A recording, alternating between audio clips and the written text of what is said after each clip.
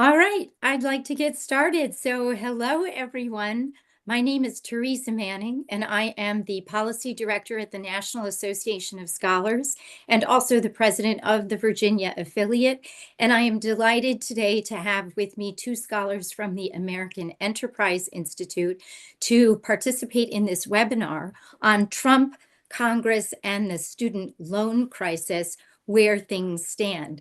We have with us Preston Cooper, who is a senior fellow at the American Enterprise Institute, who has been writing on higher education finance for many years, and also Beth Akers, a senior fellow as well at the American Enterprise Institute, an economist, and who also has published extensively on student loans and tuition costs. I do want to mention that this morning there was actually an on-point hearing by the House Education Committee called No Surprises for College Tuition. And for those interested in a more detailed look at pricing for college education and problems with the student loan program, I do recommend it. And I'll ask that that link be put below the video and also on our YouTube channel.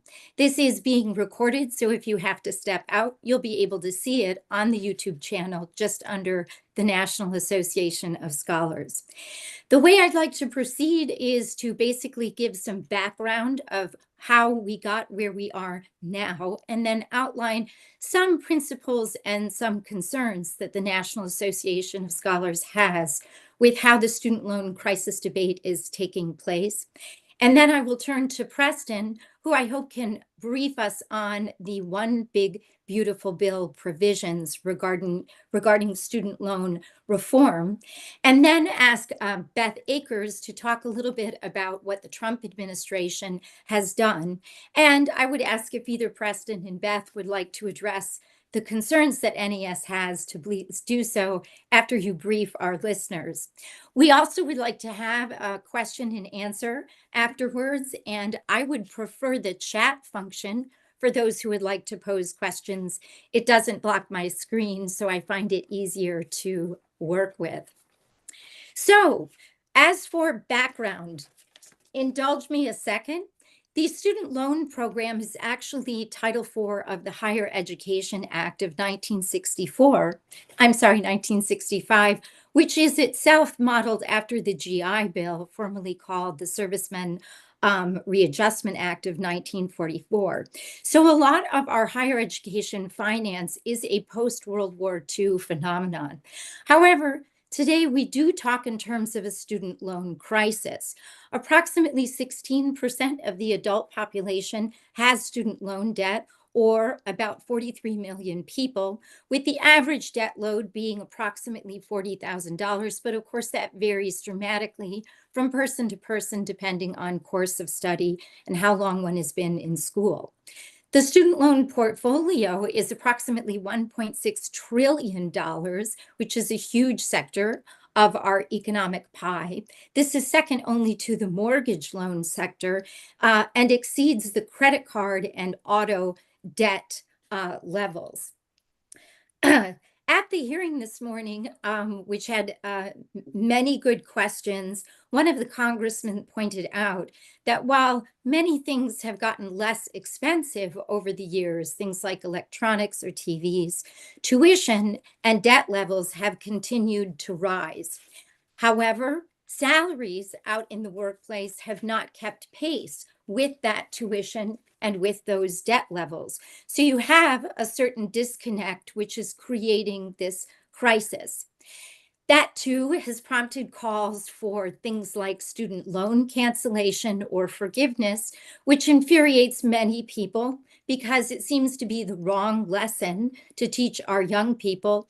And it must be said, much of the college culture today skews politically leftward. So for Republicans who value thrift and frugality and honor, there's the added insult that bailing out students, which in effect is often bailing out schools, ends up being subsidizing political opponents, even enemies.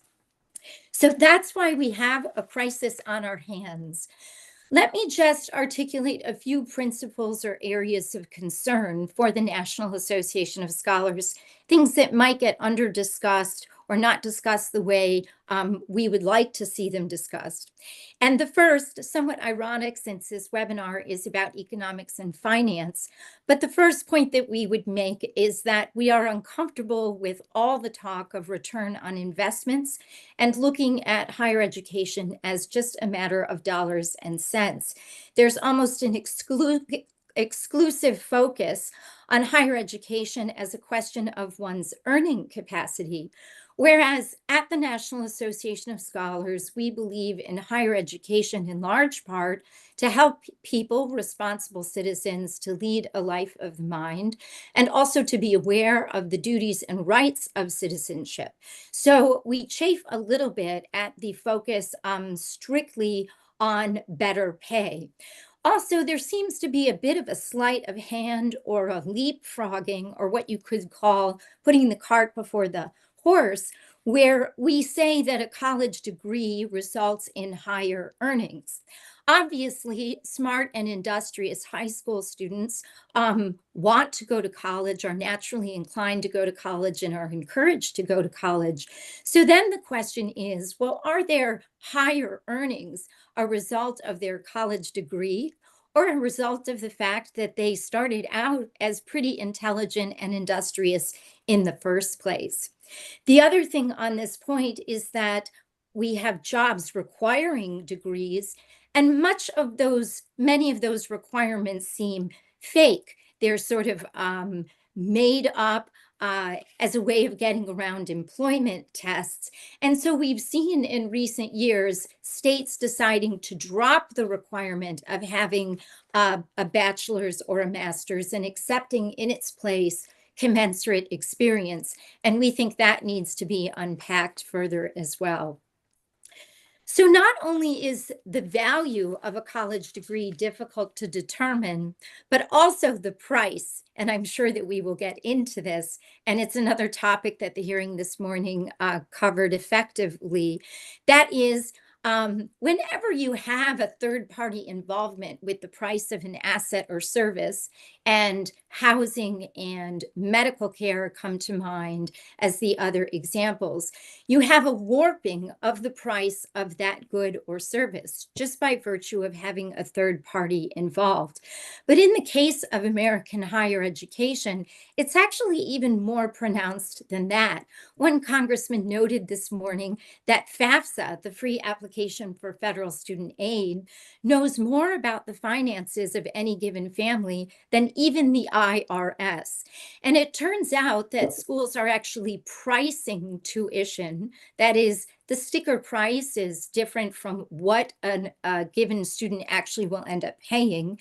The schools are actually pricing tuition according to what the school sees fit, whether they're trying to recruit that student, taking into consideration that student's qualifications, maybe exceptional contributions with athletics. So it turns out that the schools are pricing depending on a given applicant. And all of this offends a sense of fairness, sort of a moving the goalposts. And one witness went so far as to say that these were immoral subsidies.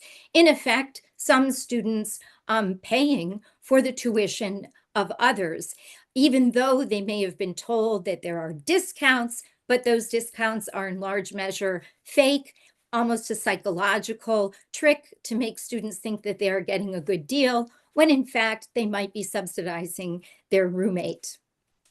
And we also know that schools, being somewhat political, can pick and choose who gets a better deal depending on their pet political constituency.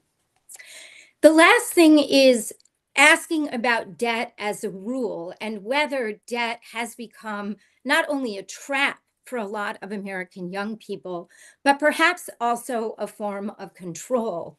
In the case of higher education, it looks like the college debt might be closing more doors than it opens.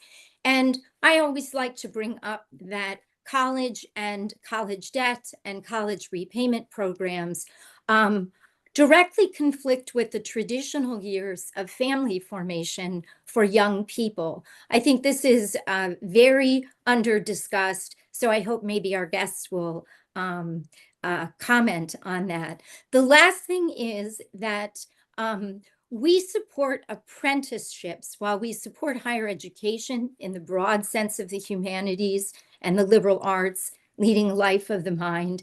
If the focus is going to be strictly on career and earning capacity, it's my own view that there isn't a single occupation that couldn't be done by apprenticeship.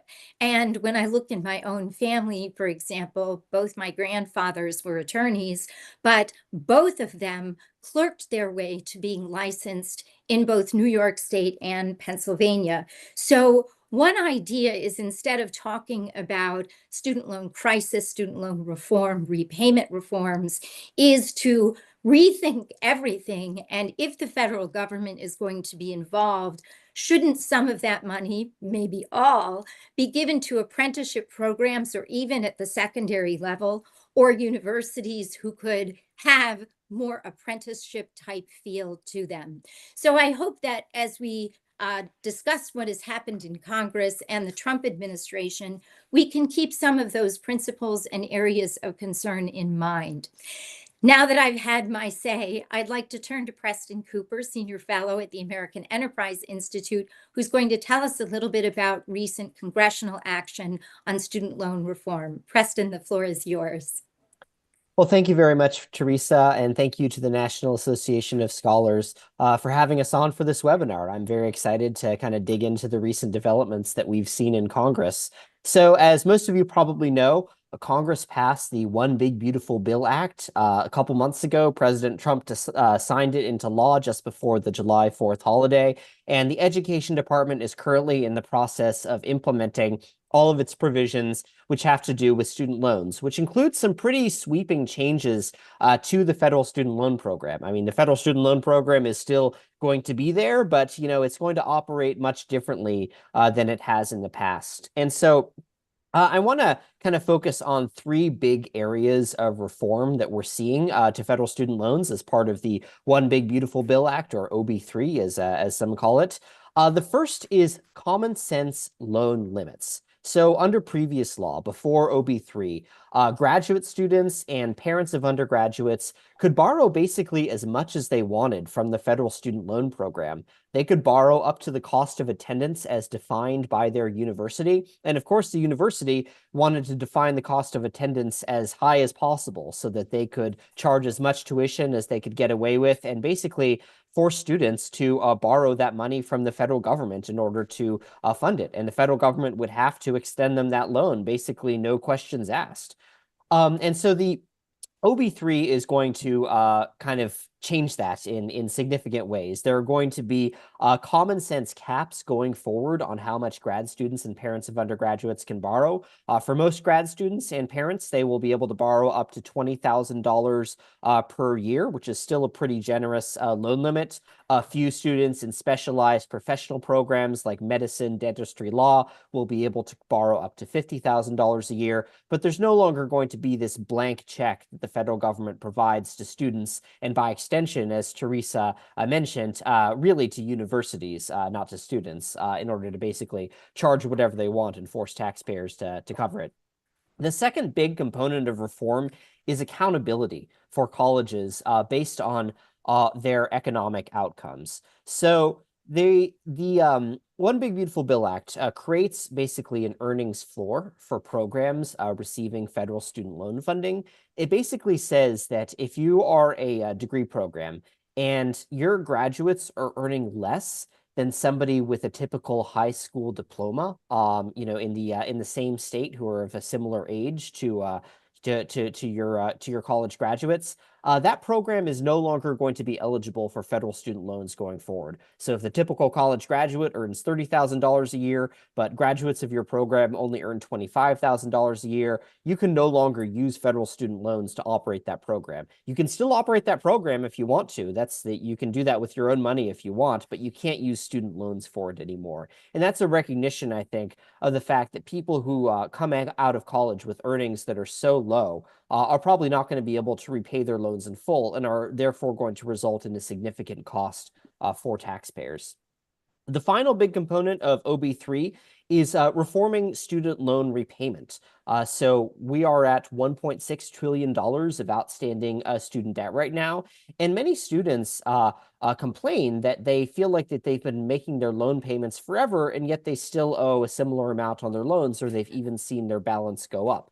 And that's a result of these plans that repayment plans that the federal government has created called income-driven repayment, where borrowers' payments are basically tied to their income, which ensures that their payments are always affordable, but sometimes means that their payments don't cover interest. So they make payments month after month, and they see their balances go up because the payment does not cover the accrued interest. And this contributes to, I think, a lot of the anger that a lot of students feel towards the federal student loan program. They say, hey, wait a minute, I've been paying my loans and I still owe the same amount as before. What gives?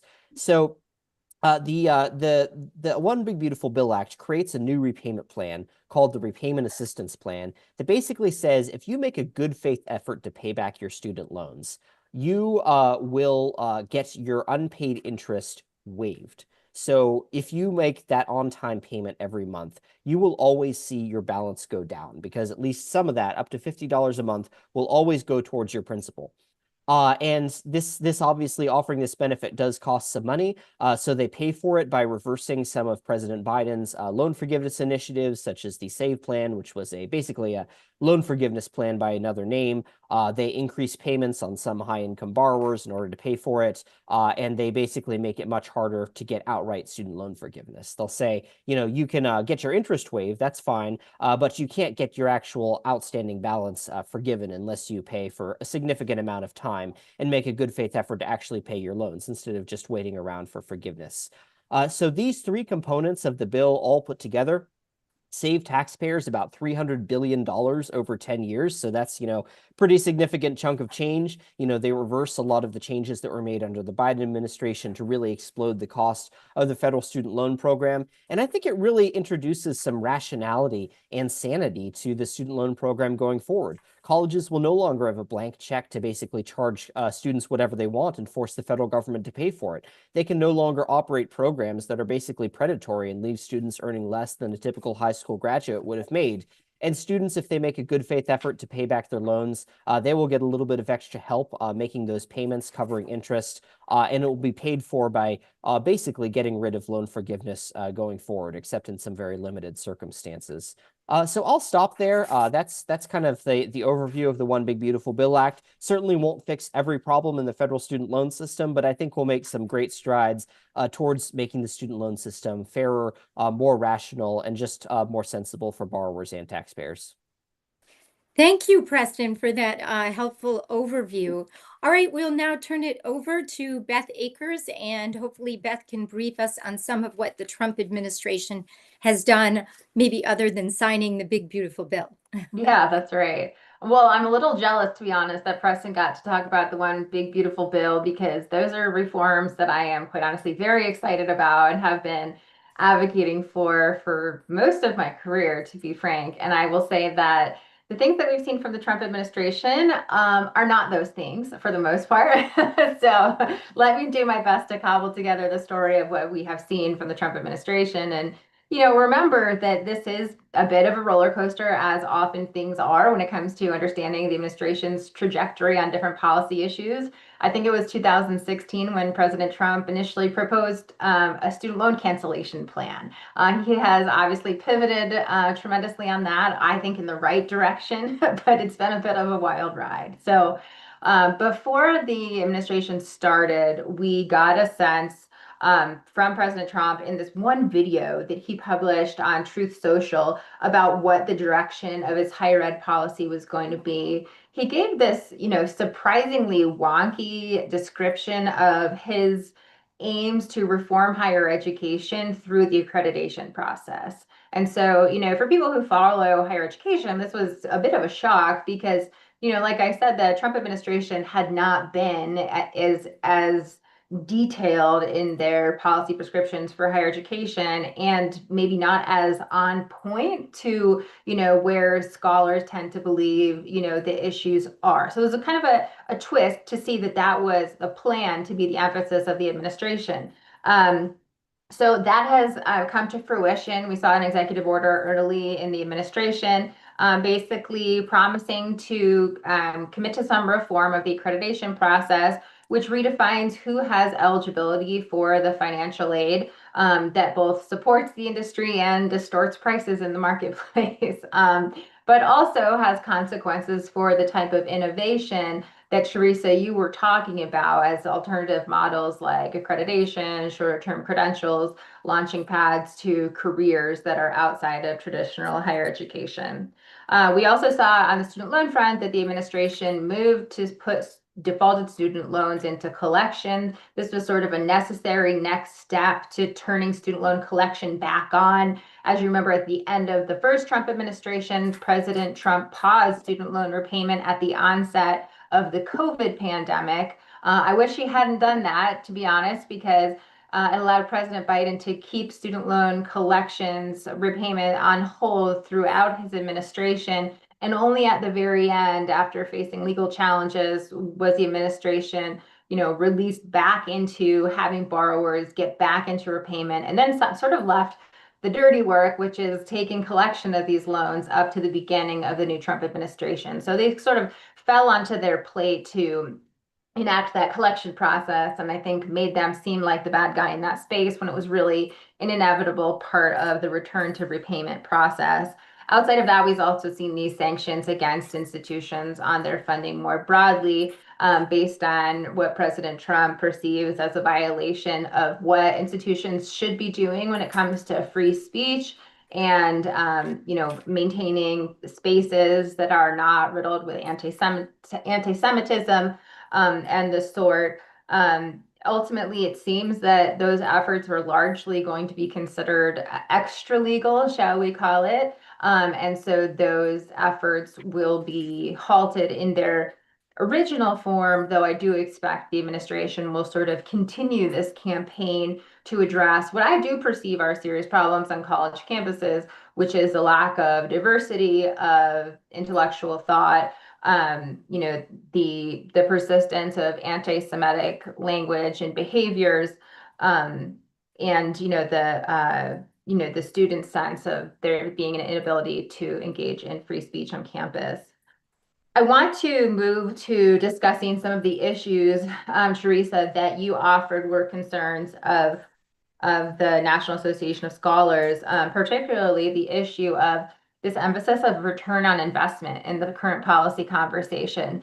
And it's interesting, we're at this moment where ROI is the center of the policy conversation on higher ed, and that wasn't the case, a decade, 2 decades ago. And so I will take some of the blame for that because I'm hooting and hollering over here about how we need outcomes-based accountability for institutions. And I do believe that, but I don't believe that you all are wrong in your position that higher education is worth a lot more than that and can't be judged on return on investment alone. So I think we can definitely go wrong when it comes to using ROI as the center of discussion about quality and value in higher education, but I don't think we have gotten there. So we have really sold to Americans that higher ed is a mechanism for social mobility. And so I think that federal government, state governments as well, have some responsibility to ensure that at least a do no economic harm standard is in place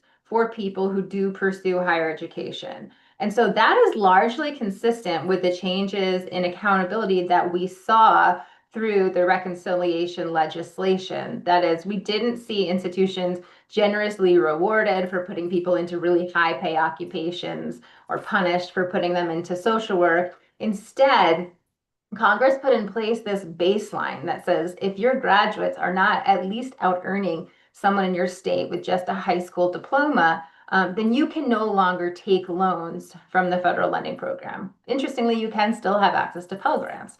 So this cutting off of credit, which will likely be unaffordable for the students, I see as a consumer protection that really isn't about rewarding ROI in a very general sense, but rather, inserting this very minimal consumer protection. And I think once we have that in place and we know that students are coming out of these programs whole, then we can talk more about what are the other dimensions of value that these programs and institutions are creating. I absolutely also agree that we should be supporting other avenues towards career. I think young people are looking for those. And part of what is challenging with policy right now is that we're trying to smush all of these different channels towards of getting to work into one box, which is under higher ed policy, under the current accreditation system. And that means that everything needs to look the same, and that means everything needs to be judged by the same standards. I think that's hurting us because I think the heterogeneity that does exist in our system, despite that, is what gives strength to the US system of higher education. And so I think the more that we can embrace that, experiment with different programs that allow funding for more career-oriented programs, I think will free up more academically oriented programs to focus on the thing that they do want to do. But by having different lanes in the funding programs, I think that gives an opportunity for these multiple definitions of value that might be more amenable to the position of your organization. Yes. Thank you, Beth. It's almost like there's a risk of college trying to be all things to all people, and the net result is a poor product. It did occur to me while I was watching the hearing that I don't know the extent of the federal involvement in other options, but it does seem there's huge pressure as college is the only means of success. It's we get phrases like the first in her generation to go to college, or to be admitted to a particular college is already a feather in your cap.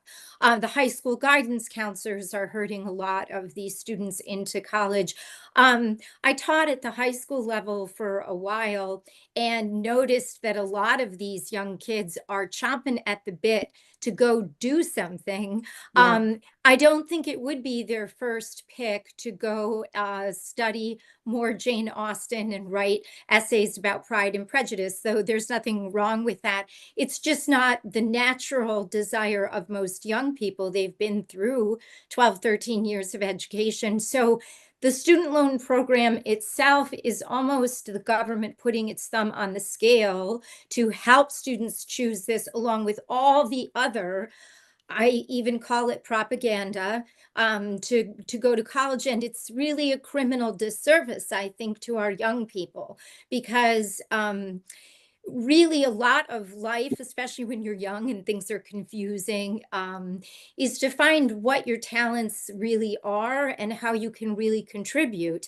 And you have to go out and make mistakes. But to go to college and spend 4 of these years of the prime time of your life and incur debt while doing that, not an apprenticeship where you could be earning and learning. And let me tell this story about a German carpenter I met in DC 15, 20 years ago. His name was Tobias. So he was a carpenter, but part of his formation as a carpenter was to travel the world for 18 months and offer his services as a carpenter to people in DC, throughout Europe, in Australia, so that he could be learning different languages, learning different cultures, but also honing his skills. And it's that type of thing that the whole college for all mantra crowds out. And it ends up being, I think, a very a disservice to young people, and the debt levels are just adding insult to injury. So just on this note here of the extra legal steps of the Trump administration, we do have a college problem of, as you say, a lack of viewpoint diversity. And of course, Linda McMahon, the education secretary, has also been very upfront about that. What is your view about trying to condition federal funds on greater observance of the First Amendment, of due process, of non-civil rights violations such as anti-Semitism or hostile environment for other groups. Do you have a position on that?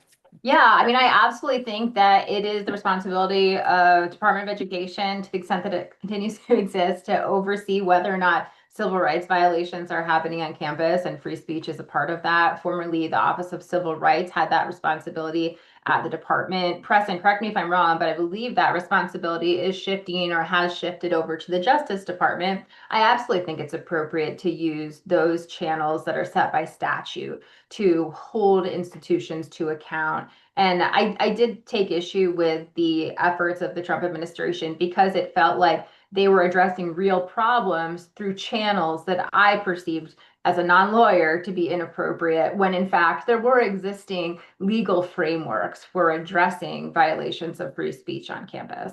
So absolutely, I think that's a standard that we need to uphold on campuses, and it's a responsibility for us. Yeah, I would agree. And I would just add that I think the Trump administration did score a little bit of an own goal, because I think by shooting first and asking questions later with some of the actions against Harvard and other places, they took what could have been a very successful case if they had gone through the proper channels and kind of screwed it up a little bit. They just lost in court, I think, last week, where Yeah. a federal judge ordered them to restore funding to Harvard because they had not gone through the proper channels to investigate the anti-Semitism, the very real anti-Semitism that was going on the campus. And if they had done the proper thing by opening a Title VI investigation, going through the procedure, I think that they would have had a much stronger case. But I think they rushed it a bit too fast, and as a result, we're not going to have the outcome that we as conservatives might like to see. We're not going to see the accountability from Harvard that we might like to see. I'll well, interject too, because I think this is important. I mean, I think that following the Hamas attacks on Israel, the way that we saw students reacting on campuses, the way that we saw campus leaders reacting to student behaviors, really revealed, I think, to the public something that, insiders sort of had known about what was happening on college campuses for a very long time. And to my mind, like Preston said, like, this opened a tremendous opportunity for us to address this issue with, support across a spectrum of the ideological distribution, even if not the entire ideological distribution. And it is unfortunate. It does feel like a lost opportunity that this issue became associated with this more far right, aggressive stance towards elite education, when in fact this was an issue that I think had broader standing, broader support. Well, I think it was not only a teaching moment or a chance for the public to see what's taking place on campus, but I do think the public is disillusioned with higher education overall. I mean, I think the polls are showing they're not sure that college is worth it. So in some ways, it confirmed the worst suspicions of those people already inclined to see higher ed as a problem. As far as the Trump administration moves, just to chime in, I think it was a district court ruling. So making its way through the courts, we could see an appeal. And I, for one, think this type of aggressive action is overdue. When the cat's away, the mice will play. And I think the colleges have really felt they can do whatever they want with impunity. And I would add there's a time sensitivity to the students who are blocked from class, blocked from libraries, blocked from campus. They're not feeling comfortable. There's something time sensitive about that. And I don't know that the Trump administration violated procedures in place. So I'm going to wait and see what the higher courts say about that. And I feel supportive of the Trump administration for finally doing something. In a way, one could accuse Republicans or conservatives of complaining many, many years about what's happened in higher ed, but not really knowing what to do or doing anything about it. So Trump is stepping up and he gets credit, I think, for that. I wouldn't mind returning to this question of pricing of tuition, because that was an eye-opener from the hearing today. They reviewed how there's a sticker price, and of course that always gets the news, that we hear tuition, of course, is increasing at a faster rate than general inflation, and other things are getting less expensive, but not tuition. But the sticker price is not always what the student pays. In fact, it looks a little bit like trickery. They start with a sticker price and then they set up an applicant to say, but you're getting all these grants and loans and discounts, so that the ultimate payment required is much less than what the sticker price was. But if you go behind the curtain, some of these methodologies are really problematic. As I say, they're moving the goalposts. They're cherry picking which applicant pays what. This offends a sense of fairness. Admittedly, though, we have a problem with how to put a price on something as amorphous as education. So we can admit that at the outset. But I think what's happening with the pricing, very strong language this morning, immoral subsidies, immoral cost shifting. Just to give perspective, cost shifting does take place in other industries. I mentioned medical care or healthcare. So for example, in the emergency room, patients can't be turned away. Well, who's paying for that? Arguably, the insured people are paying for those who are not uninsured, and that's also cost shifting. But the problem here with higher ed is that we don't have a life or death situation. Health isn't hanging in the balance. And there is no transparency. Families and applicants don't know that this is what's taking place, that one student might be subsidizing another. So your views, Preston or Beth, on that? I'll jump in. The saddest thing for me is when I'm socializing and my friends now have college-age children and they've just applied for college, and they say to me, Jane got this tremendous scholarship from this expensive nonprofit private institution that they're hoping to attend.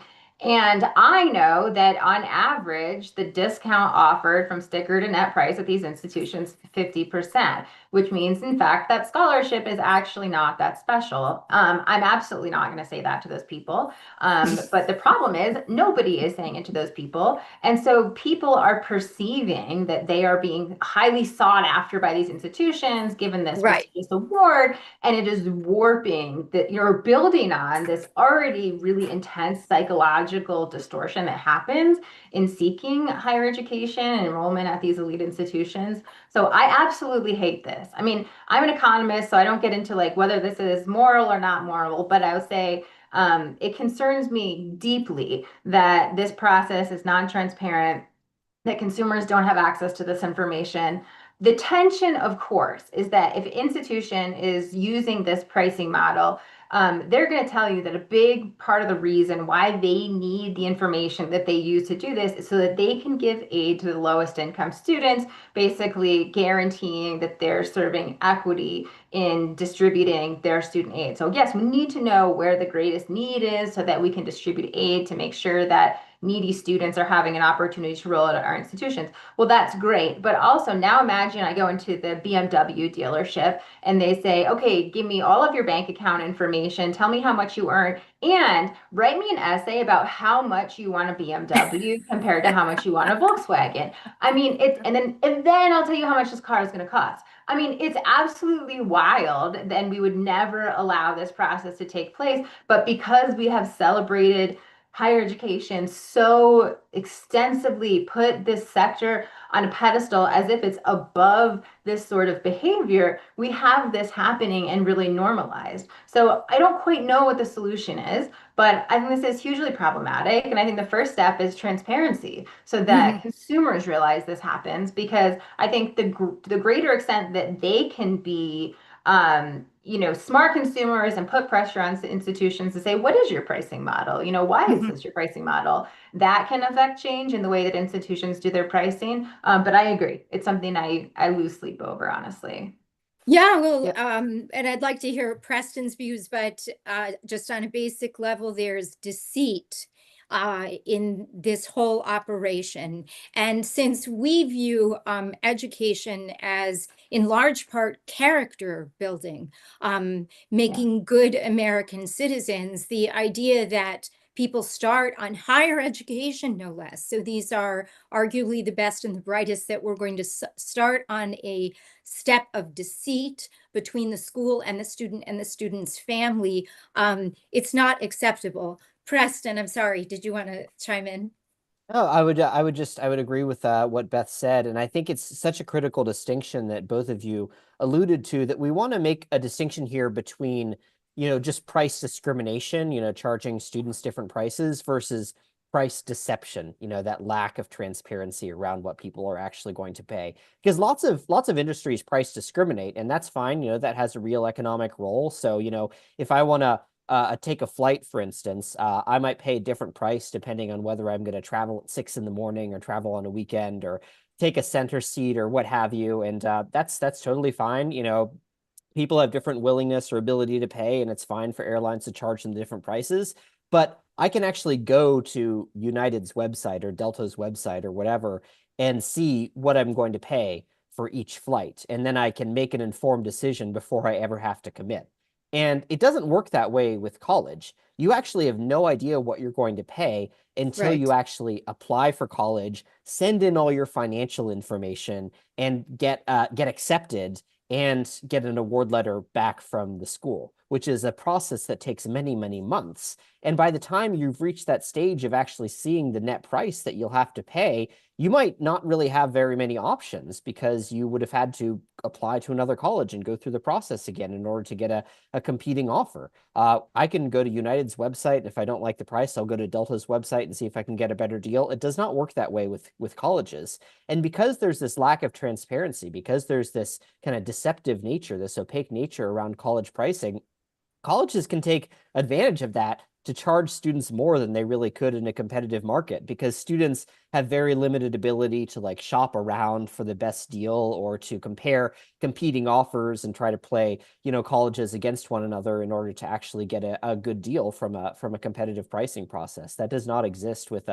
colleges. So, I'm totally fine with the price discrimination. If you want to offer bigger scholarships to students from low income families, go ahead.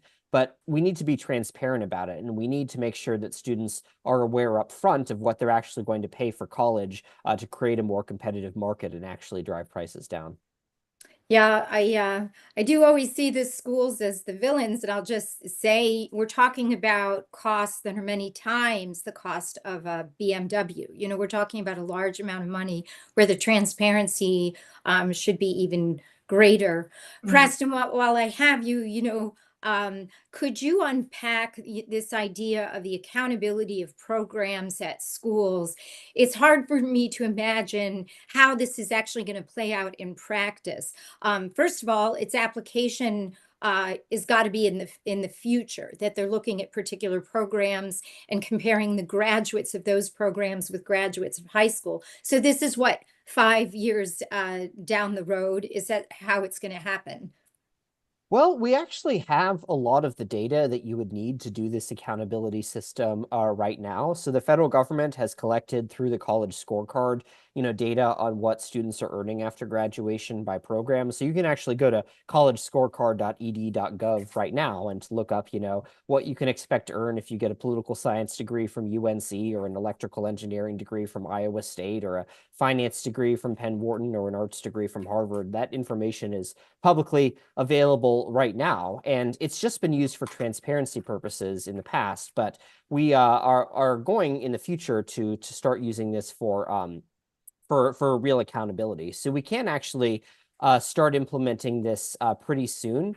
It is going to take a couple years for any program to actually lose federal funding, because the way the law works, it basically says your earnings have to be below the earnings of a typical high school graduate for 2 consecutive years. So 2 consecutive cohorts of students who are graduating from your university before you actually lose access to federal student loans. So we have to make sure that this is not just a one-off flip. This is a consistent pattern before we're actually going to pull the plug from those institutions that are going to lose, or the programs, excuse me, that are going to lose federal loans.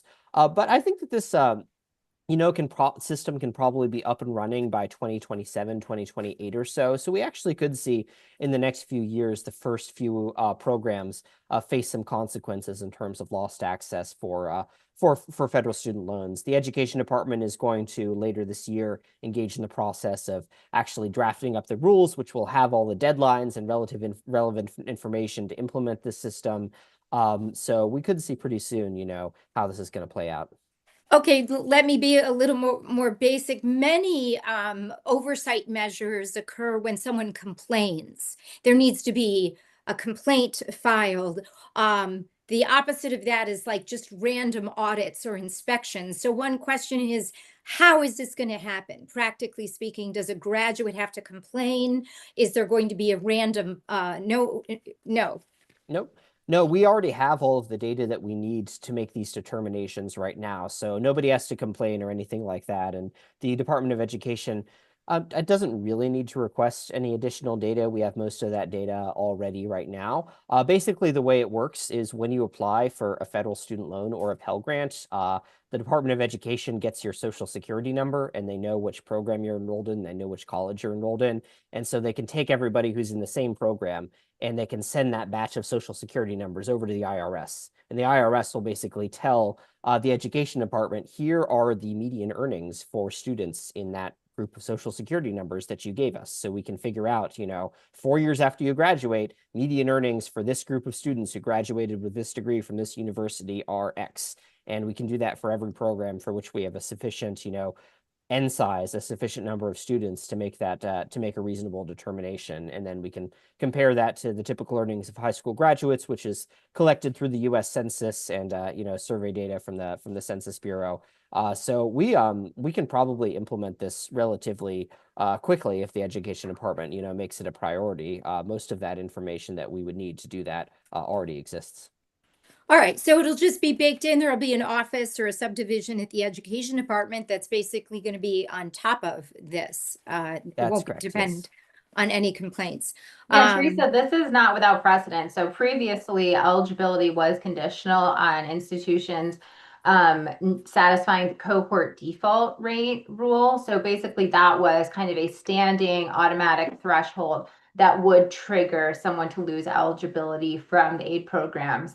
So the infrastructure for that sort of oversight already exists or did exist in the department. We'll see how they rebuild it to implement this, but it's not without precedent. Yeah, I work a lot on Title IX issues, for example, and there's always the threat of losing federal funds if Title IX is not aggressively enforced. But in practice, I don't think that happens ever. So it just is sort of like a hammer hanging over. But Yeah.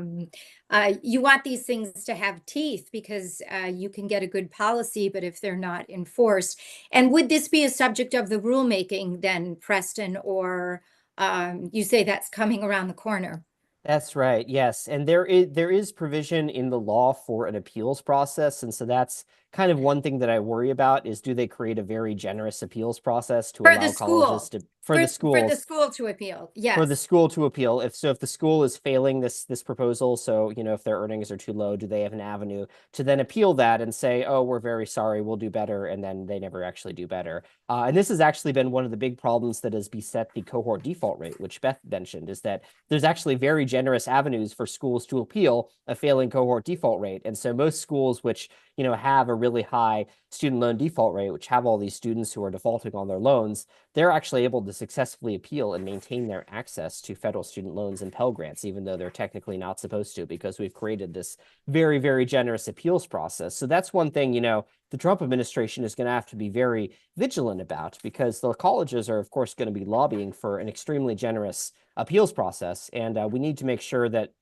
any appeals are very limited in scope. This is not just a free pass to continue drawing down federal loans, even though your outcomes are really in the toilet. So I hope that, they're aware of that and that they will not, allow the appeals process to become a get out of jail free card for abysmal outcomes across the board.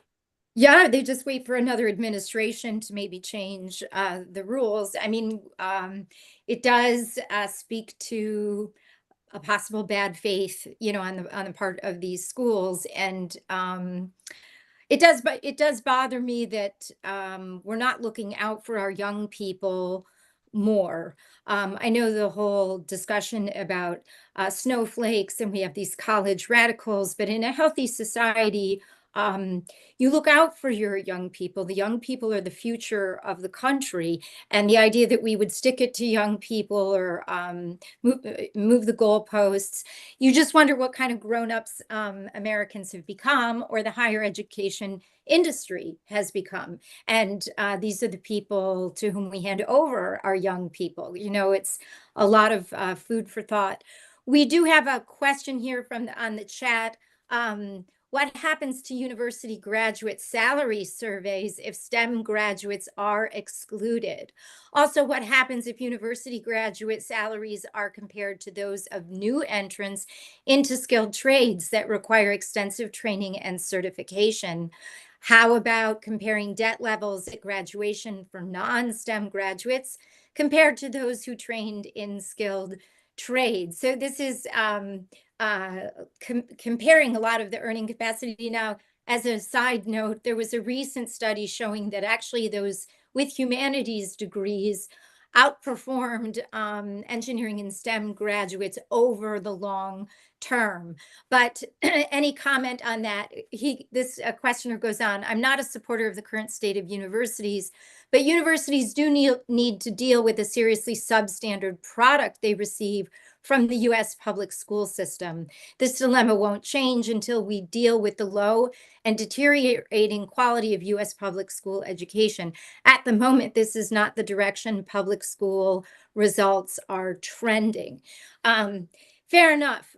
You know, we specialize in higher education, but a lot of the problems we get in higher education are arguably because of issues at the primary and secondary level. But this seems to suggest that the earnings of college graduates are skewed because you're including the STEM graduates that this questioner, I think, is presuming are higher than average. So any comments about that question, Preston or Beth?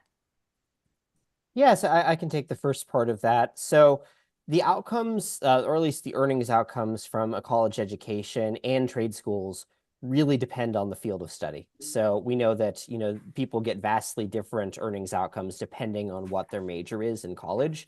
So if you choose a major like engineering, computer science, nursing, economics, or business, your starting salary is probably going to be well north of $60,000. By the time of your mid-career, you're probably earning well into the six figures. That's not necessarily the case for a lot of other fields of study. I mean, such as education, history, English literature, fine arts, where the salaries tend to be a lot lower.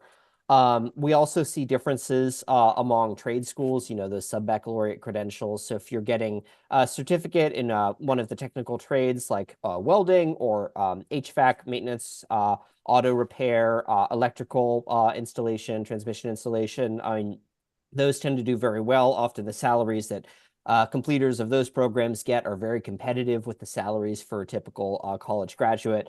But then you've got other, trade schools such as cosmetology, where the wages are a lot lower, and the outcomes just are not very good at all. So I mean, it really depends on the field of study when we're talking about outcomes. People will often frame it as four-year college versus trade school. I think within each of those worlds, you have very different outcomes depending on the field of study and the institution as well, but especially what students choose to major in.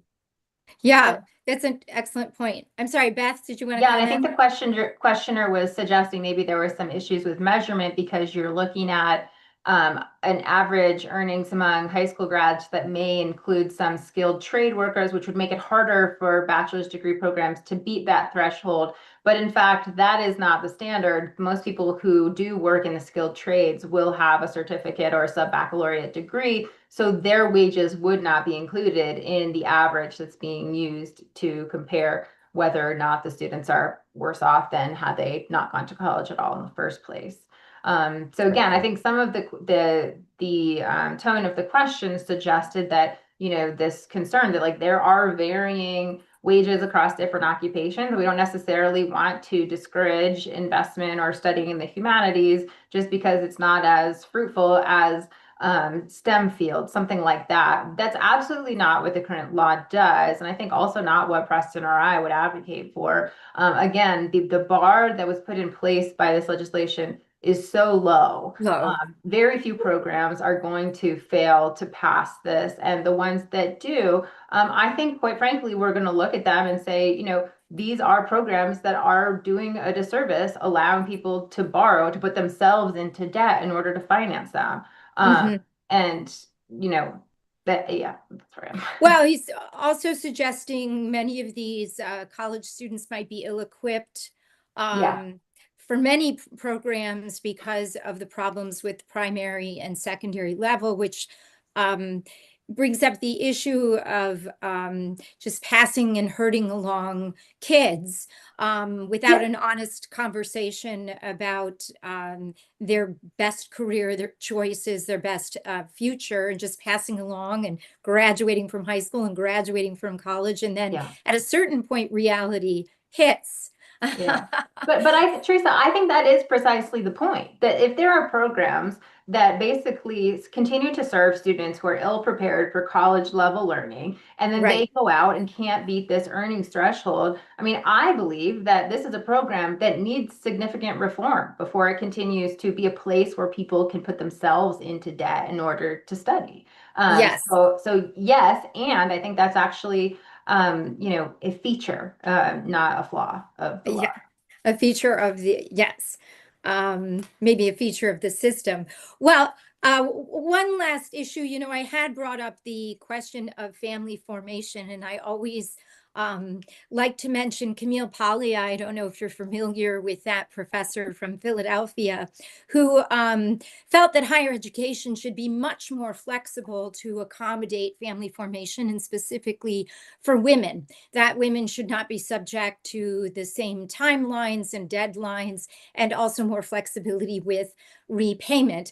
And I raise this because, we have now population concerns and all sorts of concerns with women juggling work-life balance and having children.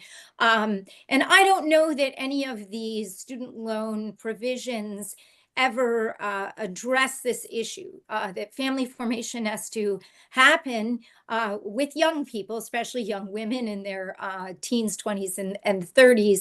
And yet all of college and all of the repayment periods are during that very same time. So do you guys ever think about that?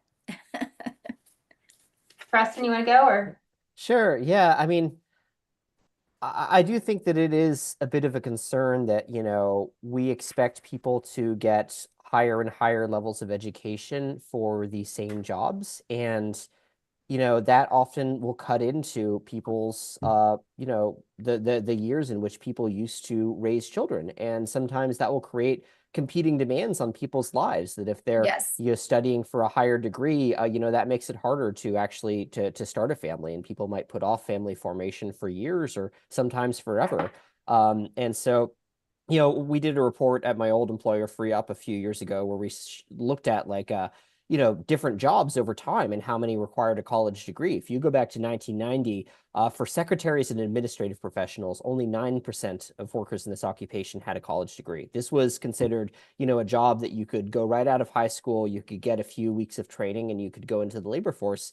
Now it's over a third of this profession has a college degree, and over half of job postings for secretaries and administrative professionals specify that they want a college degree. Right. And, I wonder, has the responsibilities of this job, I mean, they certainly changed, but have they changed in a way that really demands, a bachelor's degree for more than half of workers in this profession? I really doubt that. And I wonder if, we're creating more pressure on young people, especially kind of in their early years when they might be thinking about family formation, to pursue more and more education for a job that, just might not justify it.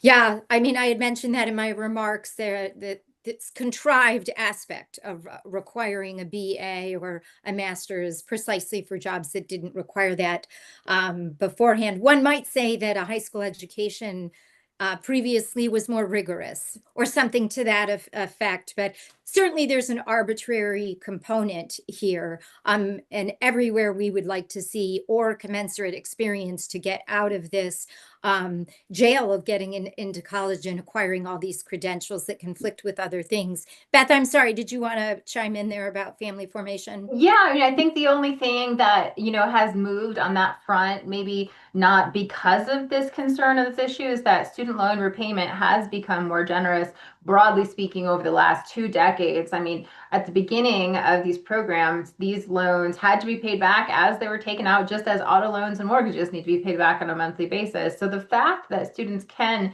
choose to opt out of the labor force, if a woman wants to opt out of the labor force to have children, to raise her children, her monthly obligation on her loan repayment will be reflected based on her earnings capacity. I don't think that was the intention of those changes, to be quite honest. But it may be a side effect that kind of works towards addressing that concern. Yeah.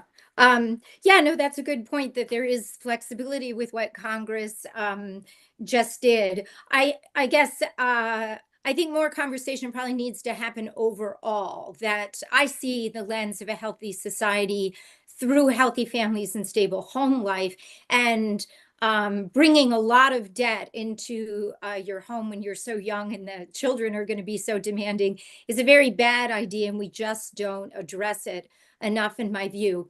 But we are now at the 5 o'clock mark, so we will conclude there. And I want to thank you both so much for your time, and to please keep up the excellent work that you are doing. Beth, I hope I see you in town, which is to say in DC, and Preston, I'm sure our paths will cross, and maybe we can do something similar again soon. Let's do Okay. it. Pleasure to All be right. here. Okay. Thank you very Thank you. much, Teresa. Bye-bye. Bye-bye.